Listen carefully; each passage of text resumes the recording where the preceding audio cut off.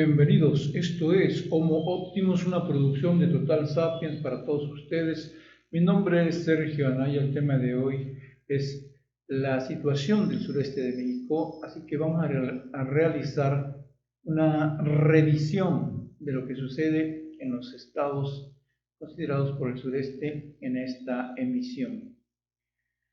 Empezamos en estricto orden alfabético por Campeche, cuyos principales problemas son el desempleo, la pobreza y la inseguridad, temas que por supuesto en la mayoría de los estados es redundante y mucho más en los estados del sureste del país. El desempleo pues es evidente, se dispara a partir de la crisis petrolera con la reducción en los estándares de producción y el consecuente despido de miles de trabajadores. Y esto pues obviamente impacta toda la economía estatal, generando todavía más pobreza y más desempleo. ¿Por qué? Pues porque la entidad campechana depende en su mayor parte de la actividad petrolera. Estamos hablando de alrededor de un 75% de dependencia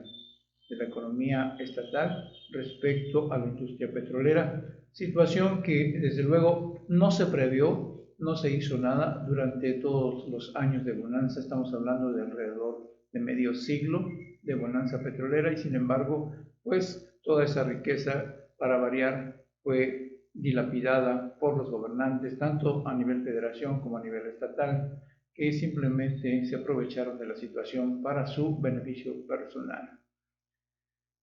Y decíamos entonces que hay también una gran pobreza en la entidad, y esto ya no es solamente una cuestión derivada de un mal desempeño petrolero, sino es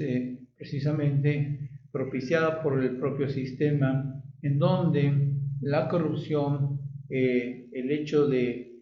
desviar los recursos públicos para beneficio de las empresas, para beneficio de los políticos, y no de la población en general, pues ha generado estos índices de pobreza que son muy altos en el estado de Campeche, y desde luego la falta de empleo por no tener una diversificación en la economía en cuanto a industria, comercio y servicios, pues ha tenido que dejar este halo de pobreza por un lado, acompañado por el desempleo desde luego. Y para redundar en todo este mal aspecto, en esta situación difícil del estado de Campeche, pues está la inseguridad.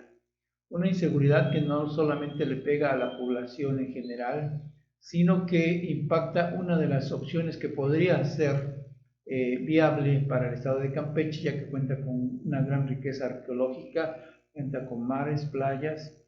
y selva, etc. Entonces, sin embargo, el turismo se ve afectado precisamente por esta ola de inseguridad.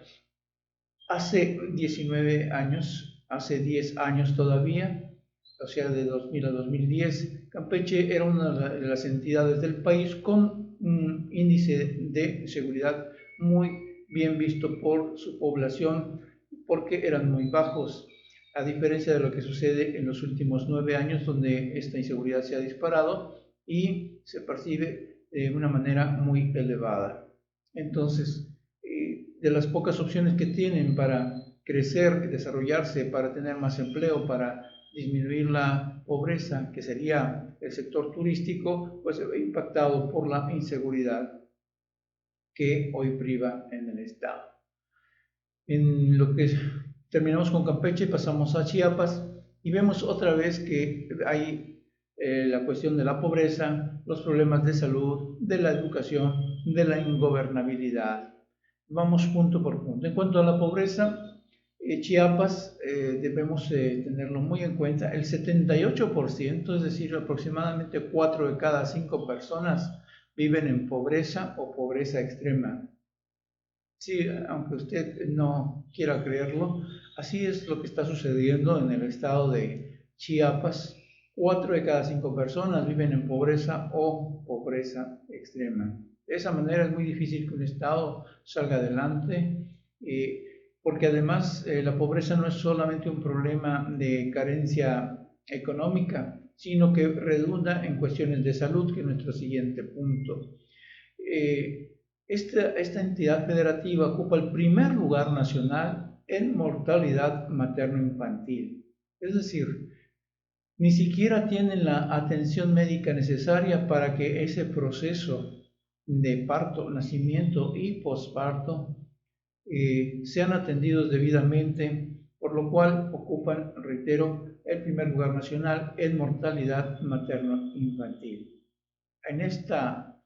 este siglo, en este milenio, es inconcebible que todavía haya esos índices de mortalidad, no solo en México, sino particularmente en Chiapas,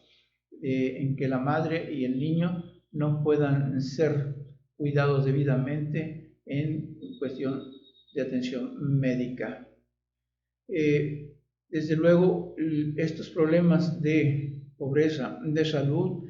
van a incubar también más problemas en el sector educativo, donde los niños llegan pues mal alimentados, mal vestidos, cansados, maltratados, y muchos de ellos incluso que tienen que trabajar para poder ayudar en la economía familiar, pues obviamente la educación está en graves problemas. Y por el lado de los maestros, pues están constantemente en marchas, mítines y plantones, y no es porque lo quieran así como pretenden hacerlo ver algunos medios conservadores, sino de que se trata principalmente del incumplimiento por parte de las autoridades, ya sea municipales, estatales o federales, para darles lo necesario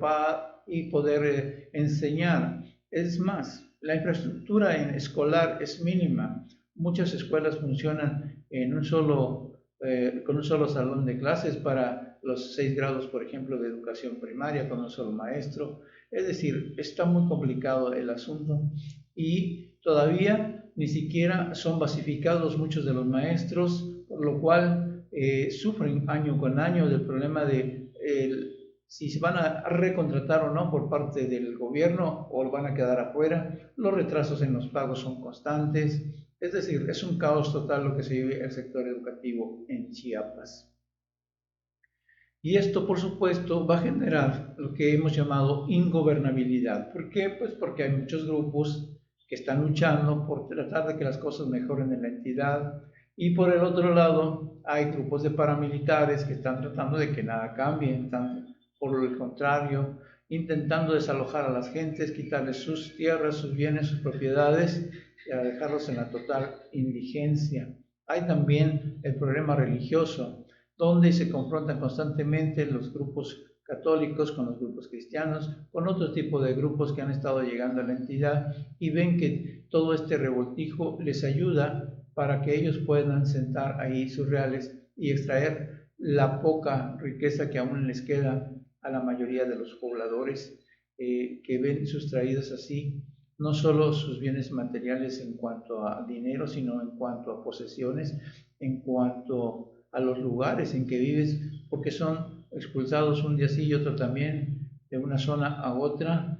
por cuestiones religiosas y aquí agregamos también por las facciones políticas que se han asentado en la entidad, llámese PRI, llámese PRD, llámese Verde Ecologista, llámese Morena.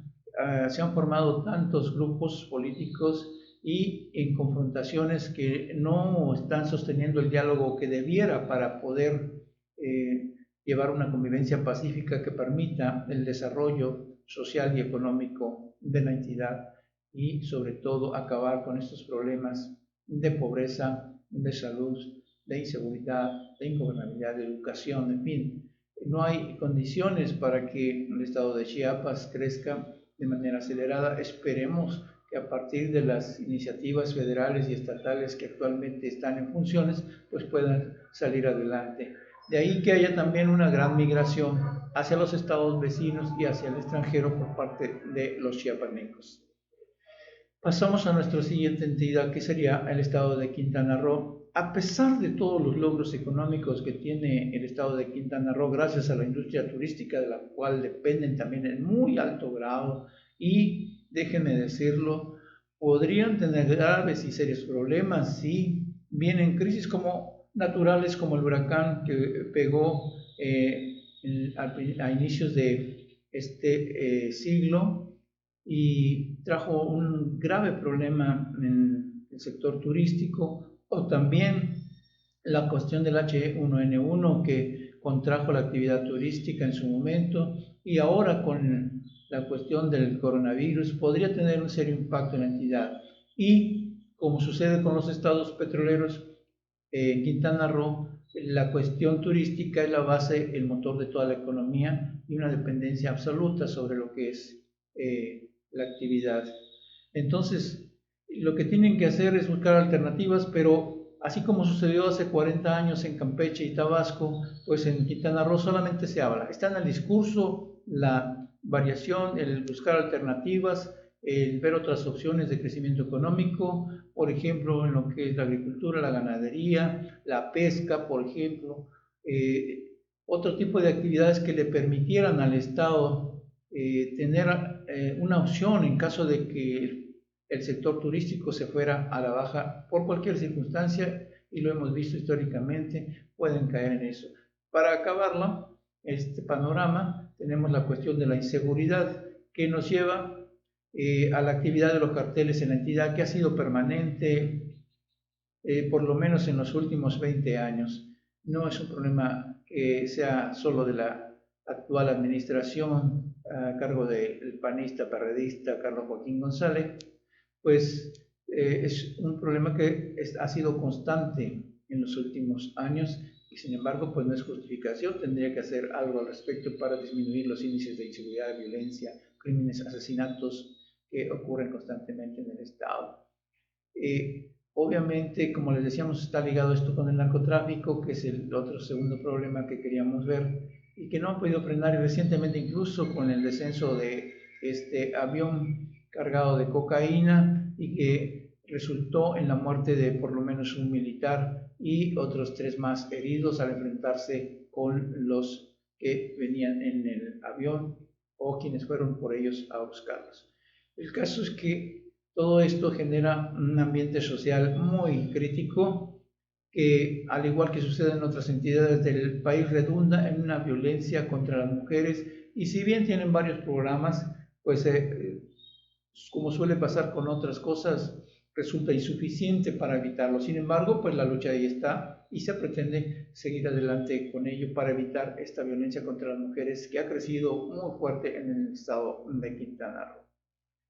Y pasamos ahora a lo que es el estado de Tabasco, donde pues ya se los saben ustedes, la inseguridad es reina, el desempleo es altísimo, o si no es que en primer lugar, la corrupción sigue vigente, y esto se da por una cosa que algunos no quieren reconocer, que la actual administración, por ejemplo, heredó muchos funcionarios priistas, muchos funcionarios perredistas, más los propios que el propio morenismo ha incubado, y que ahora están en el gobierno y que no han podido abatir, y no sé si lo estén haciendo en serio, acabar con la corrupción en la entidad.